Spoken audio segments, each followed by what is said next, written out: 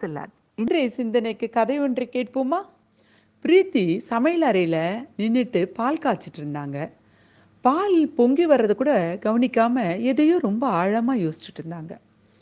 அந்த நேரத்துல தான் யாரோ வீட்டு வாசல்ல காலிங் பெல் அழுத்துற சத்தம் கேட்டுச்சு.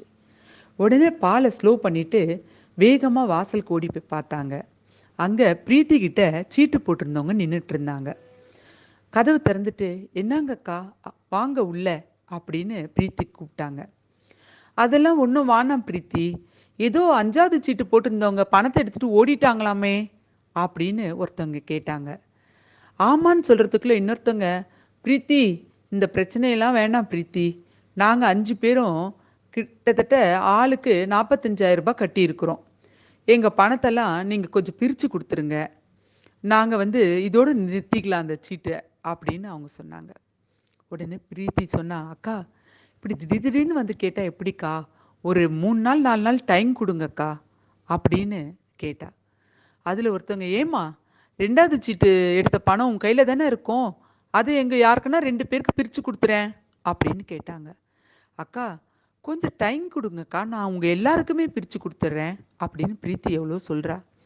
"இங்க பாரு பிரீத்தி, 2 நாள் தான் டைமு, அதுக்கு மேல கிடையாது, வாங்கப்பா போலாம்" அப்படின்ட்டு எல்லாரும் போயிட்டாங்க. பிரீத்திக்கு ரொம்ப அசிங்கமா போயிடுச்சு. என்ன இப்படி வீட்டு வாசல் வரைக்கும் வந்து கத்திட்டு போயிட்டாங்களே அப்படின்னு யோசிச்சுட்டு கதவை சாத்திட்டும் போது மெத்த மேல இருந்து குரல் கேட்டுச்சு, "பிரீத்தி, மேலே வாமா" அப்படின்னு. ஹவுஸ் ஓனர் தான். பொறுமையா படிக்கட்டு ஏறி போன பிரீத்திக்கு ஹவுஸ் ஓனர் எப்பவுமே "வா பிரீத்தி" அப்படின்னு வாய் நிறைய கூப்பிடுவாங்க. இன்னைக்கு அவங்களே வெளியே வந்து நின்னுட்டு, "பிரீத்தி, இந்த மாதிரிலாம் கண்டவங்களும் என் வீட்டு வாசல்ல நின்னு கத்துறதெல்லாம் எனக்கு பிடிக்காதுமா. நீ டீச்சரோட மருமகன்னு சொல்லி தான் இந்த வீட்டை உங்களுக்கு வாடகைக்கு கொடுத்தேன். இந்த மாதிரிலாம் பிரச்சனையெல்லாம் நீங்க உண்டாக்குவீங்கன்னு தெரிஞ்சிருந்தா நான் உங்களை எங்க வீட்டுக்கு வாடகைக்கு விட்டே இருக்க மாட்டேம்மா. இதெல்லாம் சரிப்பட்டு வராது. பேசாம வீடை காலி பண்ணிடுறது நல்லது" அப்படின்னு சொல்லிட்டு அவங்க விர்ருன்னு உள்ள போயிட்டாங்க. பிரீத்திக்கு ரொம்ப அசிங்கமா ஆயிடுச்சு. இவங்க என்ன இப்படி பேசுறாங்களே அப்படின்னு சொல்லிட்டு படிக்கட்டு இறங்கி வீட்டுக்குள்ள போய் குழந்தைய பார்த்தா. தொட்டில்ல இன்னும் அவன் தூங்கிட்டு தான் இருக்கான். திரும்பவும் யாரோ காலிங் பெல் அழுத்துற சத்தம். பயந்துட்டே வந்து கதவை திறந்தா மாமியார் நின்றுட்டு இருந்தாங்க. "அத்தை" அப்படின்னு கேட்டா. "என்னம்மா, வரக்கூடாதா?" அப்படின்னு சிரிச்சாங்க. "இல்லத்த, வாங்கத்த" அப்படி சொல்லிட்டு அவங்க உள்ள கூட்டிட்டு போனா.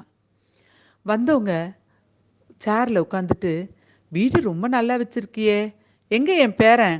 அப்படின்னு கேட்டாங்க. "தூங்குறான் அத்தை, தொட்டில்ல" அப்படின்னு பிரீத்தி சொல்லிட்டு உள்ள போய் காஃபி போட போயிட்டா. அத்தை கிட்ட சொன்னா ஏதாவது ஒரு வழி கிடைக்குமா அப்படின்னு அவளுக்குள்ள ஏகப்பட்ட யோசனை. அத்தை சந்தோஷமா சிரிச்சுக்கிட்டே அவங்க வீட்ல நடந்த விஷயம்லாம் சொல்றாங்க. ஆனா பிரீத்திக்கு காதுல எதுவுமே ஏறல. அத்தை பேசுற விஷயம் எதுவுமே அவ மனசை எட்டல. அவ மனசு ஃபுல்லா இந்த சீட்டோட பிரச்சனையே திரும்ப திரும்ப வந்துட்டு இருந்துச்சு. சுட சுட காஃபி எடுத்துக்கிட்டு அத்தை கிட்ட வந்து, "அத்தை, காஃபி குடிங்க" அப்படின்னு சொன்னா. அத்தை டம்ளரை பார்த்துட்டு, "என்ன பிரீத்தி, காஃபின்னு சொல்ற, பால் தானே இருக்கு" அப்படின்னு சொன்னாங்க. அப்பதான் அவளுக்கு ஞாபகம் வந்துச்சு, பால்ல காஃபி தூளே கலக்கல. "சாரி அத்தை" அப்படின்னு சொல்லிட்டு உள்ள போய் காஃபி தூள் எடுத்து கலந்துட்டு சக்கரை கரெக்டா இருக்கான்னு டேஸ்ட் பண்ணிட்டு திரும்பவும் எடுத்துட்டு வந்து, "அத்தை, குடிங்க அத்தை" அப்படின்னு கொடுத்தா. அத்தைக்கு பிரீத்தியோட முகத்தை பார்த்தா ஏதோ பிரச்சனையில் இருக்கிறது நல்லாவே தெரிஞ்சிச்சு. "பிரீத்தி, இப்படி உட்காரு அத்தை பக்கத்துல" அப்படின்னு பக்கத்துல கையை பிடிச்சி உட்கார வச்சாங்க. பிரீத்தியும் உட்காந்துக்கிட்டா. "காஃபி குடிமா" அப்படின்னாங்க. அவங்களும் காஃபியை குடிச்சாங்க. மருமகளோட முகத்தை பார்த்துக்கிட்டே இருந்தாங்க. முகம் ஃபுல்லா பதட்டம். காஃபி குடிச்சு முடிச்சோன்னே, "பிரீத்தி, இப்ப சொல்லு, என்ன பிரச்சனை?" அப்படின்னு கேட்டாங்க. பிரீத்தி என்னத்த சொல்றது அப்படின்னு தெரியல. ஓடி போய் அவங்களோட மடியில படுத்துட்டு ஓன்னு அழுதுட்டா. பிரீத்தியோட தலையை தடவி கொடுத்துட்டு, "அழாதம்மா, அழாத, என்ன பிரச்சனை? என் பையன் ஏதாவது கோவமா பேசினானா?" அப்படின்னு கேட்டாங்க. "இல்ல அத்தை, அவர் ரொம்ப தங்கமானவர்" அப்படின்னு சொன்னா பிரீத்தி. "அப்படியா? சரி சரி, அப்ப என்ன பிரச்சனை? வேற யாராவது ஏதாவது உன்னை சொன்னாங்களா?" அப்படின்னு சொன்னேன். ஆமான்ற மாதிரி தலையாட்டினான். யாரு, என்ன ஆச்சு அப்படின்னு கேட்ட உடனே சீட்டு விஷயம், தான் ஏமாந்து போன விஷயம், இப்படி எல்லாத்தையும் மடமடன்னு சொன்னான். இப்போ 5 பேரு சீட்டை பிரிச்சு கொடுத்தாதான் உண்டு அப்படின்னு கேட்குறாங்க. ஏற்கனவே சீட்டு எடுத்தவங்க பணம் தரணும். அதுல ஒரு 4 பேர் தரணும். அந்த 5வது ஆள் தான் ஓடி போயிட்டாங்க.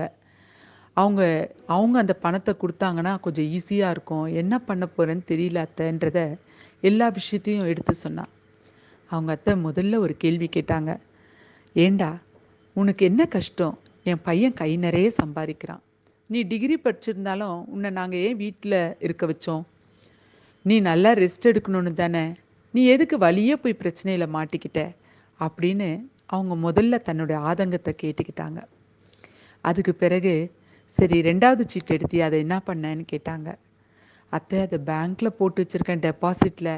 அதை இப்போ உடனே எடுக்க முடியாது அத்தை அப்படின்னு தன்னுடைய சூழ்நிலைய அத்தைக்கு சொன்னா.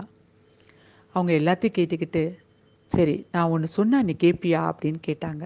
சொல்லுங்க அத்தை. நீ ஏன் நம்ம வீட்டிலேருந்து பிரிஞ்சு வந்த? திரும்பவும் நம்ம வீட்டுக்கே நீயும் பேரனும் எல்லாம் வந்துருங்க அப்படின்னு சொன்னாங்க.